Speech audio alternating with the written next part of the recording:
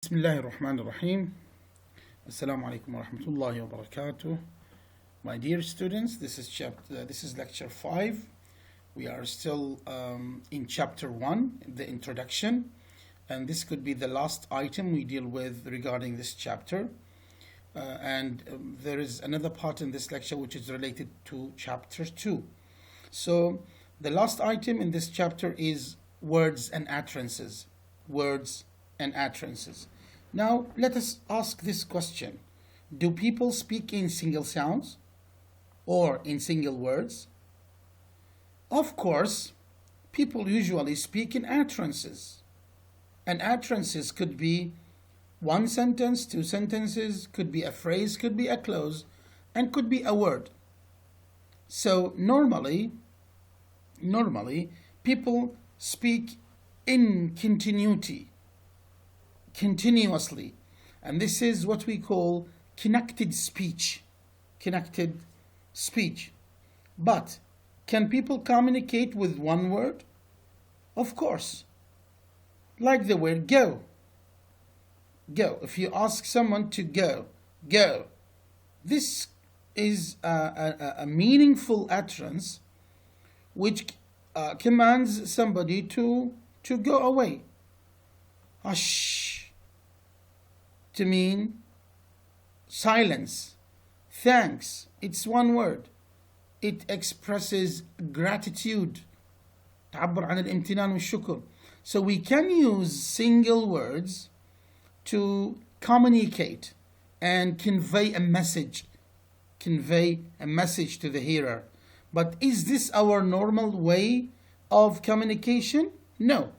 We can use single words, but people normally speak in more than this. And in this case, this is called connected speech. Connected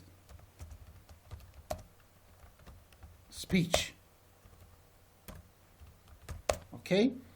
Connected speech is the speech usually people use to communicate with others.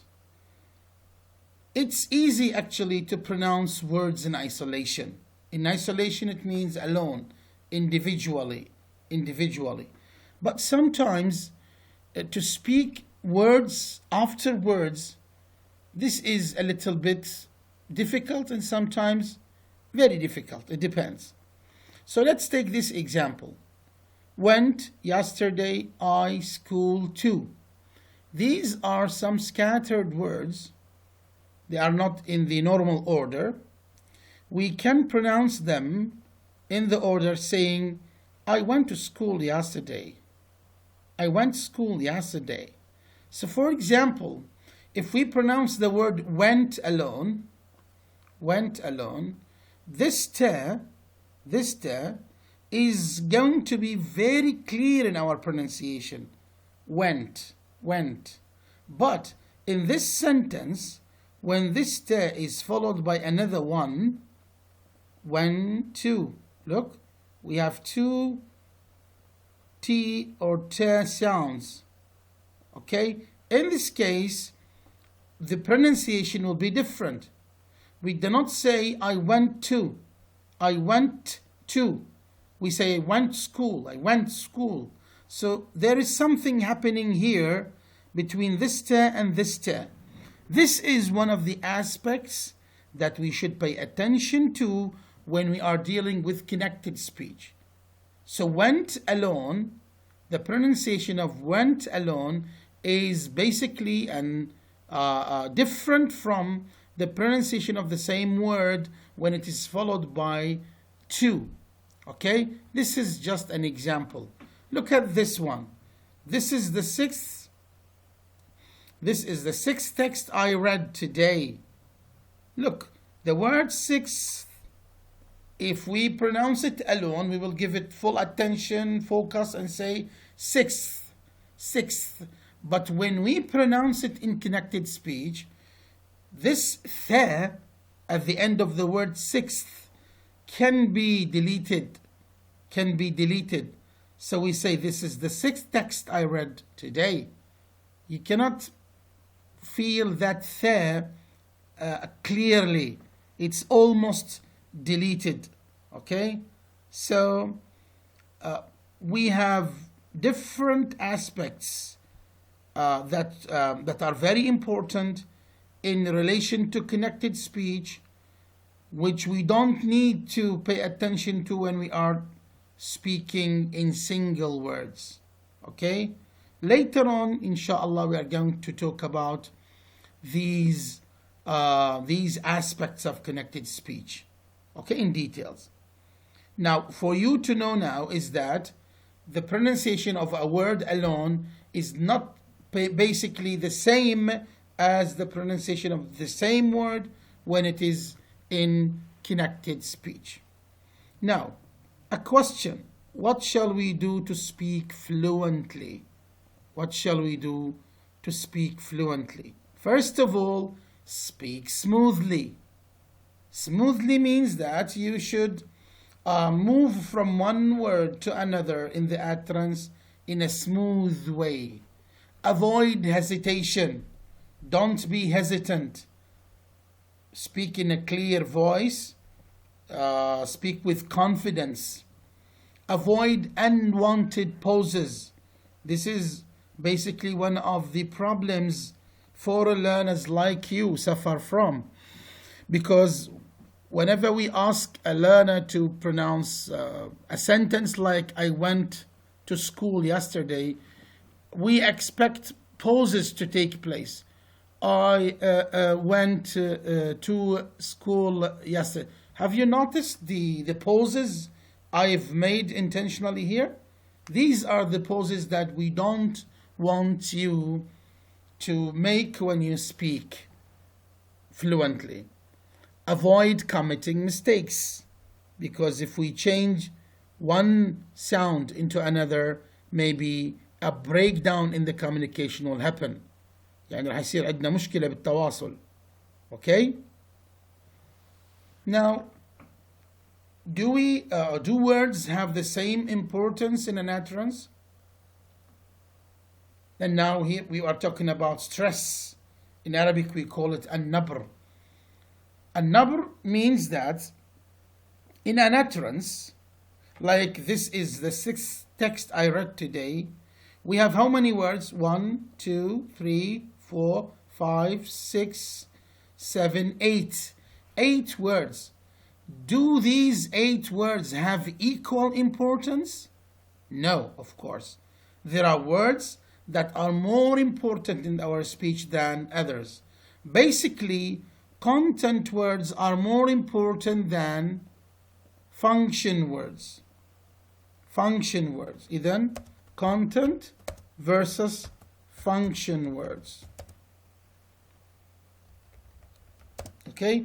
Content words are the words that carry the meaning or the most amount of meaning. They are nouns, adjectives, main verbs, and some adverbs. These are called content verbs. But function words, from their name we can understand that they have a job in the sentence. إلهم شغل هو أهم من معناهم. These include articles like a and the. They include also demonstratives like this, that, these, those. They include prepositions in, at, on, up, over, إلى آخره. And they conjunctions like and, or, so, such. Okay? All of these are called function words. These are not very important. So which one of these is more important? Content words are more important than function words. Words with new information. Sometimes we have words that are already known to the listener, and words that carry new information. These words that carry new information are more important than the words that we already know. The words that we already know. Sometimes we have emphasis on certain words.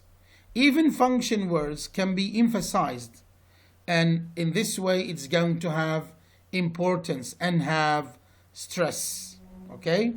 Now, this is one of the aspects of connected speech, which is called stress. Later on, we are going to talk about this in details. Rhythm, we in Arabic you call it al-iqa'.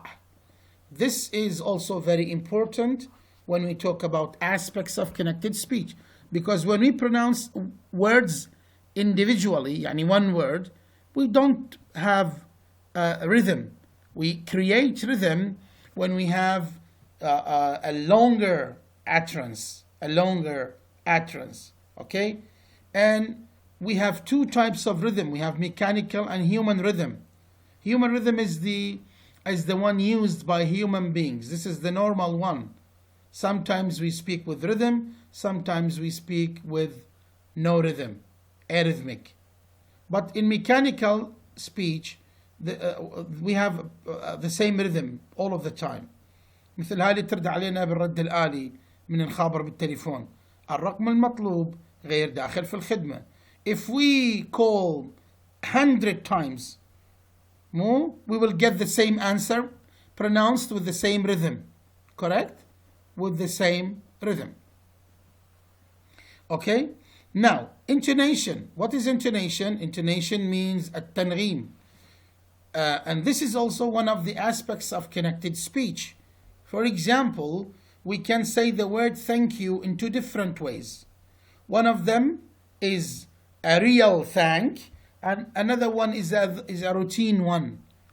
يعني إذا اثنين بنفس الدائرة ويتكلمون 24 ساعة معاملات انطيني وانطيك، thank you راح يستخدموها راح تكون روتينية. But if you come to your teacher, for example, and ask for مثلا تأجيل امتحان, and the teacher says, okay, you're going to say, thank you, my teacher. This is real gratitude. But the other one is, thank you. So this is different. This is called intonation. Now, we have some aspects in connected speech that should be considered, like elision. Elision means to delete some sounds, like in this word, best man. When we pronounce it in connected speech, it becomes best man. There is no te sound. It's not best man, it becomes best man. Sometimes we do not delete, we add. This is called epenthesis. Epenthesis is sound addition, sound insertion. We insert نحشر صوت, like the word wanted, id. This is being inserted in this case to make the pronunciation easier. Now, sometimes we assimilate. بالعربي نسميه الإدغام. We assimilate. We say 10 alone, men alone. But in connected speech, it becomes 10 men, like this. The na becomes ma. The na becomes ma. This is called assimilation. Both sounds become the same. All of these phonological phenomena can happen in connected speech. Now I want to have an idea about these aspects, okay, because later on we are going to talk about them in details. Now we go to chapter 2 and we start talking about speech organs, أعضاء النطق. Basically, you need to know that speech organs are divided into active speech organs and passive speech organs. Simply speaking, the organs that can move, okay, are called active because they can move. They include the lips, the tongue, and the soft palate. Passive speech organs are the organs that are fixed and they do not move. That's why we call them passive. If you have a look here, these are the basic organs of speech. We have the lips, they are active. Teeth, actually the upper are active, the lower is not. The larynx, the vocal cords are active. The tongue is active. The palate is divided into soft palate, which is active, And we have another two parts that are not active, the hard palate and the alveolar ridge.